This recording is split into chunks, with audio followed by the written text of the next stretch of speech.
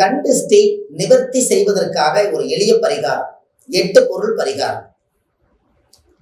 அப்போ 8 பொருள் என்னவென்றால், ஒரு ஜாதகத்துல எத்தனையோ அவங்க நல்லா வாழ்ந்திருப்பாங்க, நான் இப்படி பிழைக்கிறேன் அப்படி பிழைக்கிறேன்னு நிறைய விஷயத்த சொல்லியிருப்பாங்க, திருஷ்டிகள் நிறைய இருக்கும். அப்போ குடும்பத்துக்குள்ள நிறைய மன உளைச்சல் நெருக்கடிகள்லாம் இருக்கும். இது எல்லாத்தையும் சரி செய்யறதுக்கு வெளியிலிருந்து ஒரு கண் திருஷ்டி ஒன்று நம்மளுக்கு கண்டிப்பா வரும்.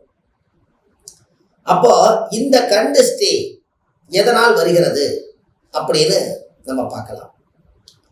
அப்போ இந்த கண் திருஷ்டிக்கு என்ன பொருள் நம்ம சேர்த்தி அந்த குடும்பத்துல அந்த திருஷ்டியை போக்கடிக்கலாம் அப்படின்னா,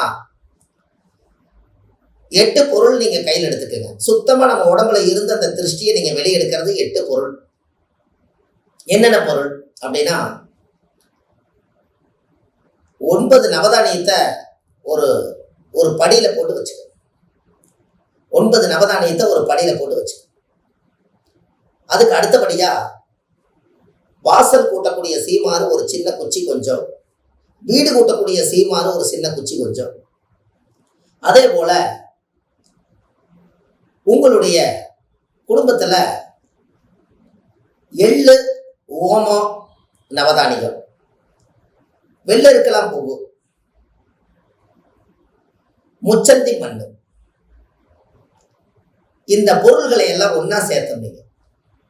இது எல்லாத்தையும் ஒன்னா சேர்த்தி கொஞ்சம் வரமிளகாய் எல்லாத்தையும் சேர்த்தி தலைய 9 முறை வலது பக்கமா நீங்க சுத்தி வரணும்.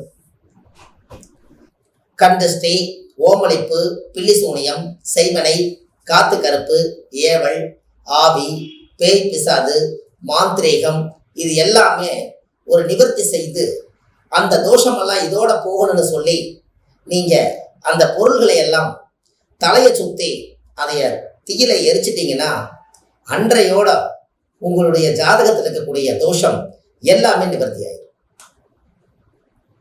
அப்போ இதனுடைய அடிப்படை என்ன அப்படின்னு பார்த்தா, அந்த ஜாதக ரீதியாவே உங்களுடைய குடும்பத்திற்கு எவ்வளவு பெரிய தோஷங்கள் இருந்தாலும் அது சரி செய்யறதுக்கு நீங்க பார்க்கணும். இதை கண் திருஷ்டி பரிகாரம்.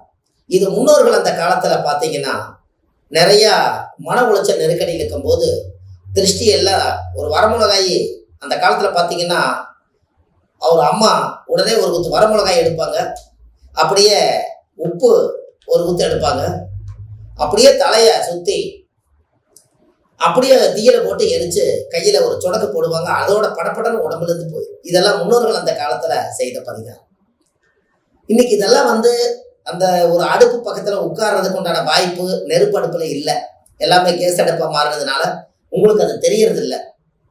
அப்போ இதனால என்ன அப்படின்னு கேட்டீங்கன்னா, இதுதான் கண் திருஷ்டி பரிகாரம்.